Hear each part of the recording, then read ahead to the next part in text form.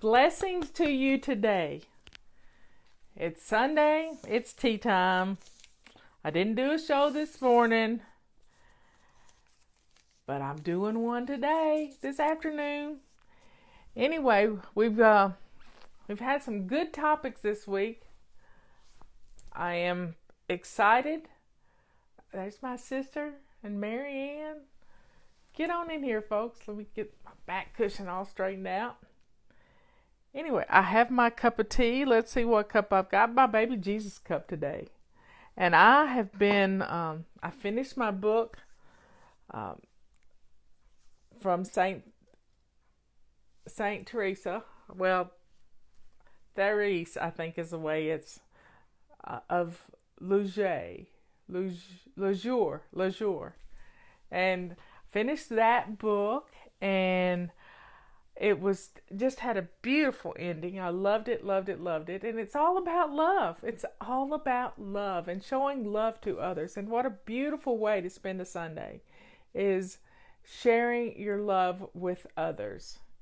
And it's just so Kanye West has a new album out, y'all. And I can't believe I'm telling you this because I've never been a Kanye West fan. But he has a brand new gospel album out.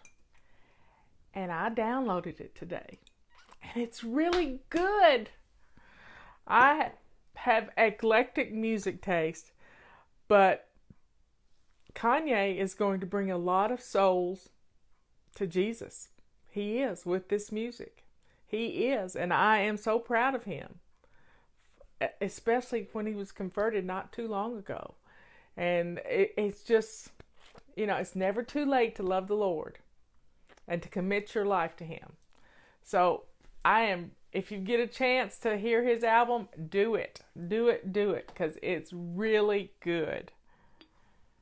Anyway, I got my teapot. I'm going to reach in here and I'm going to get a topic. And I have one right here. So I told you yesterday that I've been on this little Weeble Wobble trip this week. And little Weeble Wobble trip, my weight would go up 0.2 of a pound, down 0.2 of a pound, bump, all week long. And I figured it out. Today. Sunday's kind of my day to look back at the past week, at all my numbers, my weight, my blood sugar numbers, my keto numbers, my ketones, and just look at my food journal. And guess what I figured out? It's blue cheese. My blue cheese dressing that I made last week has probably caused me a little inflammation. And that's why I have probably been doing the Weeble Wobbles this week. So I'm going to do away with the blue cheese, go back to my regular vinaigrette that Leanne's recipe is really good. It's Dijon mustard and garlic, and a little bit of vinegar, and some wonderful olive oil. And that's what I'm going to do. Yep. That's what I'm going to do. So today's topic is overcoming loneliness. And we've discussed this in the past. Here's the deal. If you're lonely, you got to reach out and find somebody. You got to reach out and find somebody to touch. Somebody with skin on. Just because you find somebody on Facebook and different things doesn't really mean you're going to get rid of the loneliness. Overcoming loneliness has to do with getting out into the world. I told you about my red chair friends. And the lady that she called me one of her red chair friends because I sat down in this red chair at the coffee shop. And find a way to meet people. Join an organization. Reach out and help somebody. Reach out and volunteer somewhere.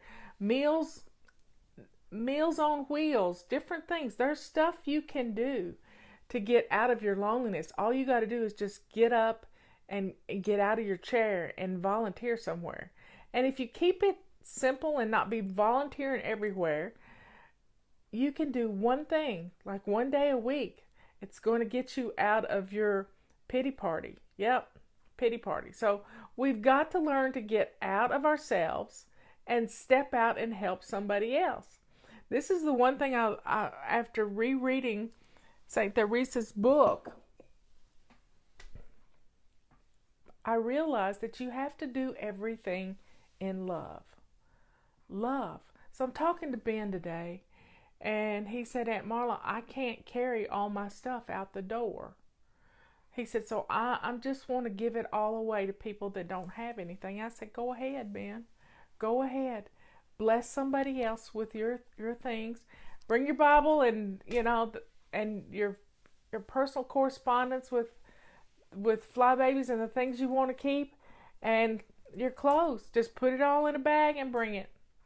And we'll get more. I'll empty out my office. I got a TV in my office. I got 2 TVs at my office I can utilize. I've got a couch and a love seat and tables, and I got all kinds of things I can use to help set him up a little apartment in Miss Sharon's basement. So, folks, you want to get out, you want to get rid of the loneliness, reach out and help somebody else. Touch somebody else's life with yours. And do it. Go to church. That's a good way to go to church and meet people. A lot of times, though, these big churches, they want to get you to volunteer for this, that, and the other thing. And before you know it, you've got too much to do. So keep it simple. Just keep it simple. Maybe you go to somebody's house for a Bible study. Just little things you can do to meet other people. So let's have a drink of tea. This is wonderful tea. And let's enjoy it. Oh, that's good. It's hot and it's good and it feels wonderful in my hand. So we can touch others with our lives. We can do something kind.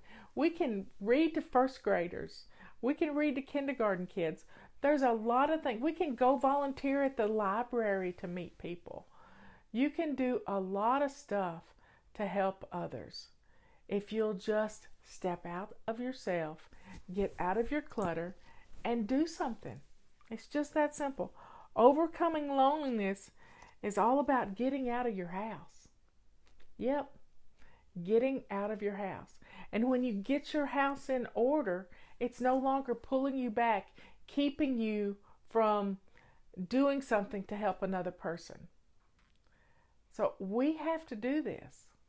We have to bless others with our souls. Blessing others. Stepping outside of yourself to do something for someone else. This is when my sister Leanne was alive. She was going through a bad time. Her boyfriend had just died with pancreatic cancer. And she kept saying, Marla, I can't live without him. And I said, Leanne, if you keep saying that, God's going to grant your wish. And he did. And he took her in her sleep, which she was scared to die. So taking her in her sleep was a blessing. And I kept telling her, sister, if you'll just go volunteer somewhere, go help somebody, go bless somebody else, be a part of somebody else's life. And she just couldn't bring herself to do it. She just could not bring herself to do it. And it's so somebody else. I can help somebody else. And I'm not going to fret about not being able to help her, because she told me she was right with the Lord. She told me. And I feel good about all of that. So let's overcome our loneliness by getting out in the world and blessing someone else with us. You know?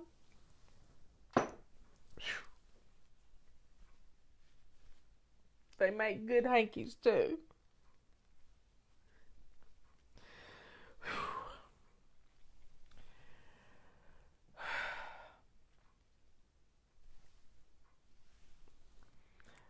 So let's reach out. There's Rebecca. God is good. And being immersed in wonderful books today and music, and I've been listening to Zach Williams. He's another great artist that Benjamin turned me on to. He did a prison in Nashville. He did something at a prison there. And he's got some great music. So I've been listening to his music this afternoon. And, just taking care of things so I can help take care of Ben. I'm gathering up stuff in my head that I can take, or Justin can help me. He can take his trailer and we can load some things up and take him some furniture and some stuff that he needs. We can do this. If I put out a call for people in Knoxville, if they got a couch or a rug or whatever, y'all do it. You be there and you do it. But I probably need to declutter my office too. So, I love you all. It's about 15 minutes worth. Imagine that. We can get rid of our loneliness. We can invite people over. We can get people to come to our house. We can get involved in different things. We can do this. We don't have to wallow in self-pity and be just surrounded by our clutter. We can let go of the clutter. We don't have a date on when Ben's getting out, but it could be next week. It could be not this week, but maybe next week. So we can do this. We can bless someone else. We get rid of our clutter and we can change the world. After I got rid of my clutter, I found that I was the fly lady. Had I still been a clutter bug, I wouldn't have been able to get past this cocoon of clutter that I was wearing. So folks, life is good. Life is good. You just have to let go of the sadness. You have to mourn. And I gave myself a year. It's been a year in July since Leanne died. But I get a chance to help her baby boy. We all do. Because you've been doing it with your prayers. So he went to church this morning, and there was a custodian there in prison who wrote a song and dedicated it to Ben. And I haven't heard the song yet, but maybe I'll get to hear it. Because Ben has changed a lot of lives in prison, and he's going to continue to change a lot of lives because God has a plan for him. And that's why... Wait. I have to get something off the printer. Hold on a second. I printed this out, and you have to see it. You have to see it. I'll be right back.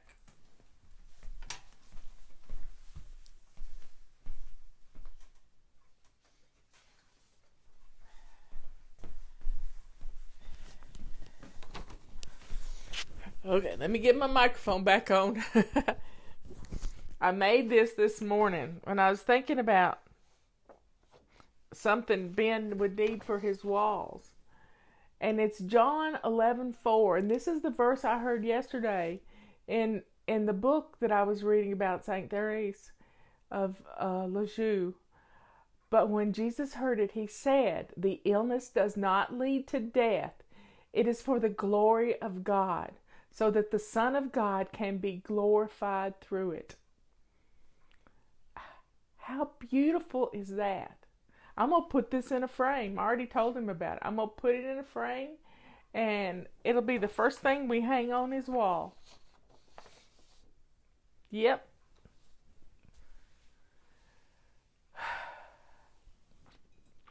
Y'all drink up.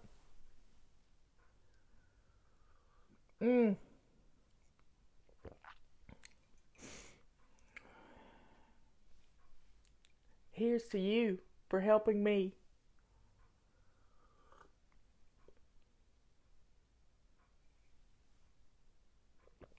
I will see you tomorrow morning at 11. We're going to bless our homes. You can do this. We're going to get our homes ready for Thanksgiving. It's going to be fun. I love you all. I will talk to you later. See you at 11 o'clock.